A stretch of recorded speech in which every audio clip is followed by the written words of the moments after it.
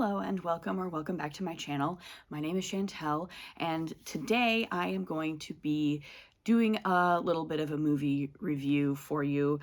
As I said in the previous movie review I did, I am attempting to do a few more of these and maybe be a little bit more consistent with talking about movies on my channel because I do watch a lot of movies. I'm a big movie buff. I have a film degree. It seems kind of natural that I would include movies in my discussions of, the art that I am engaging with and analyzing. And I have done this before, but it's been pretty inconsistent. So I'm trying to be a little bit more consistent with that. So this week I am going to be reviewing Project Hail Mary, the new film from Chris Miller and Phil Lord. Miller and Lord are, of course, the filmmaking duo behind the Spider-Verse movies, as well as the Lego movie.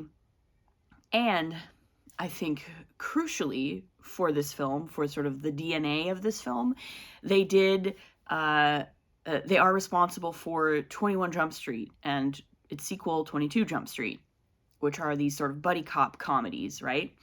And I think that is actually kind of crucial and has not been talked about probably enough in discussions of this film, Project Hail Mary. But like, it's actually a pretty easy comp title, really, when you think about it. So yeah, I'm going to talk about Project Hail Mary. I'm going to talk a little bit about how it compares to the book. As I said in my review of the book, like a week or two ago, I'll definitely talk a little bit about that, but mostly I do want to just talk about this as a film.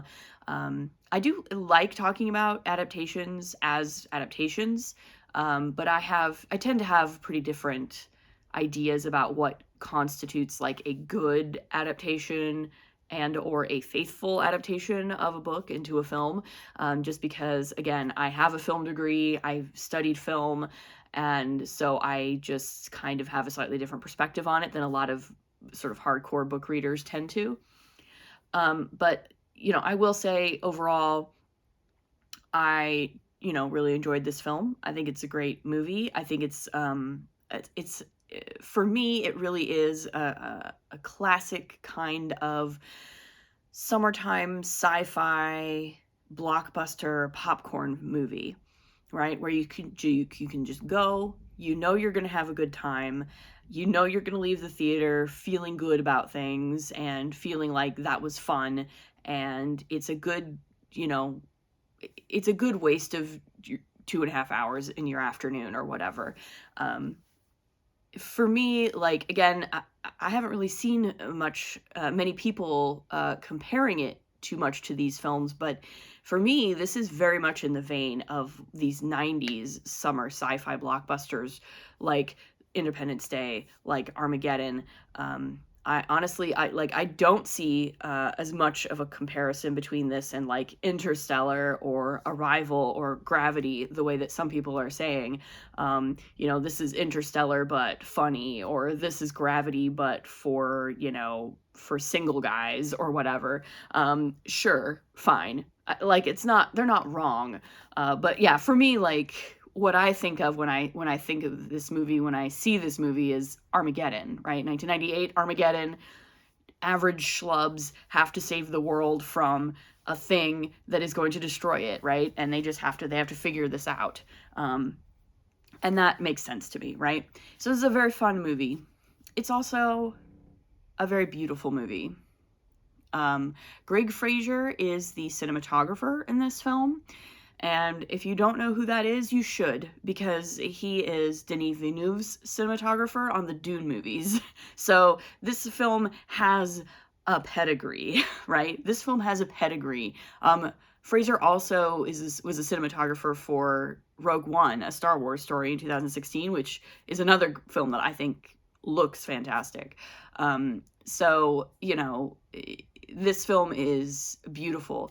I love the color palette in this film. I think this film really does a lot to change up what we've sort of gotten used to seeing of this sort of muddy gray-brown mess of a lot of big budget summer blockbustery films. Between this film and Superman from last summer, I think we're finally starting to move away from the gray slop of some of these summer blockbuster films, and I'm very excited for that. I really, really appreciate that. Of course, this film wouldn't be what it is without Ryan Gosling. I think that Ryan Gosling is, for all that he has been in many films and has great range, I think he's still quite underappreciated as an actor. I think he really knows how to inhabit a character, and he has a lot of work to do in this movie because he spends most of the movie alone or with a CGI alien puppet, right? And so he has to really carry this movie, right? He really, really has to carry it. Everything is on his shoulders. If he does not succeed, this movie does not succeed. Is very much this is Ryan Gosling's movie to carry or to fail. And he does a very admirable job. I think he's quite charming. He has a great screen presence. He does the kind of, again, this kind of schlubby, dad jokey kind of guy very well. It's pretty obvious that Andy Weir wrote the character with him in mind, which is also kind of a big help. But, he's quite charming. He's quite, he's conventionally handsome, and he handles the material quite well. And his range of emotions in this film is quite good as well. I always appreciate when we are able to see, a conventionally attractive cis-het white dude be emotionally vulnerable, right? And Ryan Gosling is very good at being emotionally vulnerable, and he nails it, right? He nails it. And again, he's being emotionally vulnerable with a rock, right? With a rock, and it works.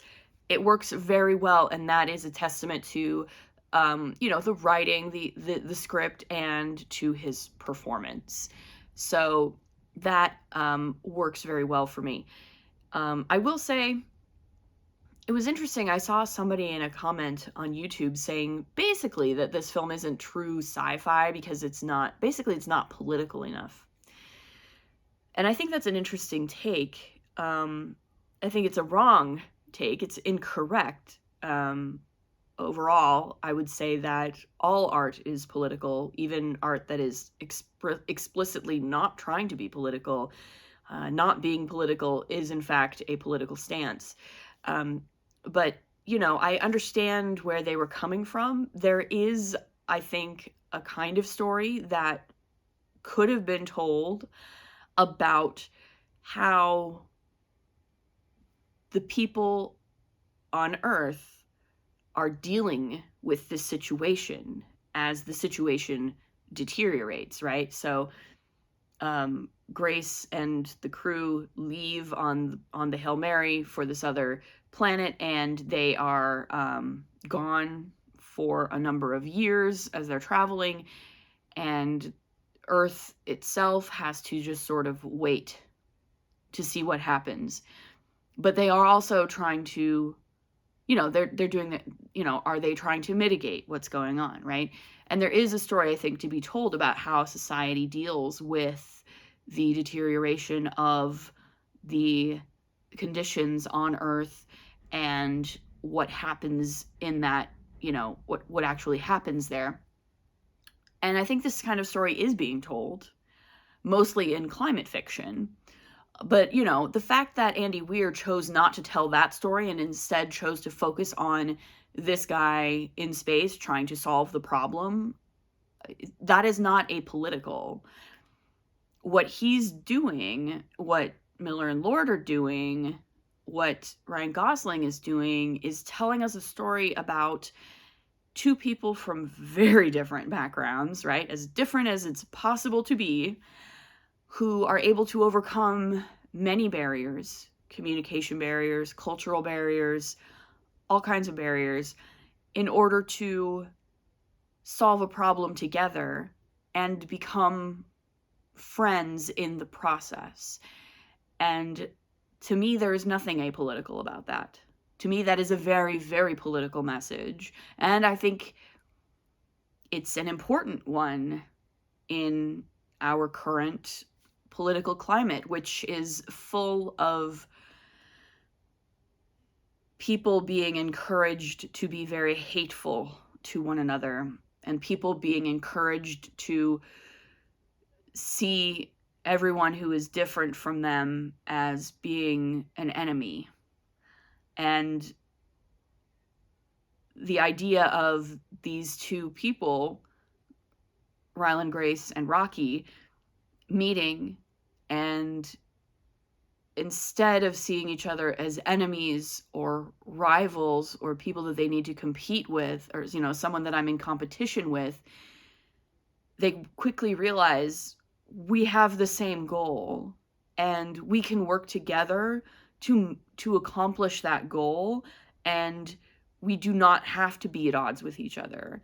And that is, to me, a really important takeaway from this film.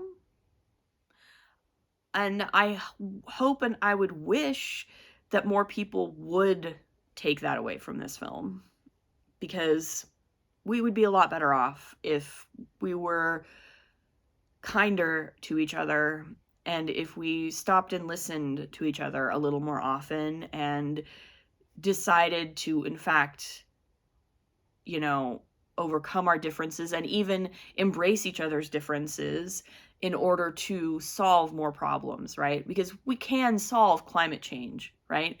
This is a thinly veiled climate change allegory, right? We can solve climate change. It is solvable. But we would have to stop fighting with each other about stupid things in order to solve it, right? And, you know, that I think is kind of an important takeaway. So yeah, so not only is this a fun movie, but I think it does have some things to say, and it was an enjoyable time for me. So that is my review of Project Hail Mary. I guess I could say, you know, in terms of like comparison to the book, I don't really have a lot to say about that, just because it is a pretty faithful adaptation of the novel. You know, the usual things that you would expect them to sort of condense and simplify did in fact get condensed and simplified, because yes, it's a movie, not a book. And so they had to do that to tell the story. But, you know, overall, it's a pretty damn faithful adaptation of the book. And so, you know, if you have read the book, I read the book last week. If you've read the book, I'm sure you will be quite satisfied with this film. You know, this is a good adaptation of the book. So yeah, that's my review of Project Hail Mary. It's a great movie. I recommend seeing it on a big screen because it's beautiful to watch, and it's funny and heartwarming, and you will have an emotional breakdown over a rock. You will. So yeah, that's what I got. If you want to talk about the movie in the comments below, let me know. I'm happy to discuss things. Leave a like if you like this, subscribe if you want to see more, and we'll see you in the next one. Bye.